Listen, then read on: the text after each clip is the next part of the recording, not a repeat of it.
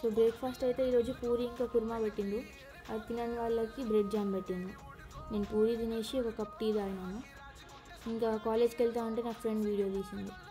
So ఈరోజు లిఫ్ట్లో వెళ్దామని ట్రై చేసినాం. మాది 3rd ఫ్లోర్.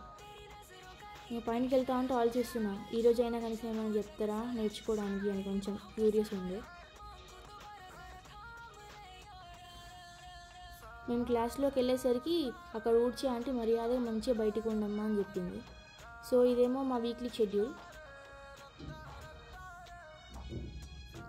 ఇంకా క్లాస్ అయిపోయాక మేము ఎక్స్ప్లోర్ చేస్తామండి. నార్మల్గా ఇక్కడ క్యాంటీన్ అని తెలిసింది. ఈరోజే తెలిసింది, మేము వచ్చి 2-3 రోజులు అయినా కదా. సో మేమైతే ఎక్స్పెక్ట్ చేయలేదు లోపల ఇన్ని ఐటమ్స్ ఉండి ఇంత పెద్దగా ఉంటుందని. ఇక్కడ లేదనే ఐటమే లేదు అసలు. ఏం కావాలని ఉంది అక్కడ.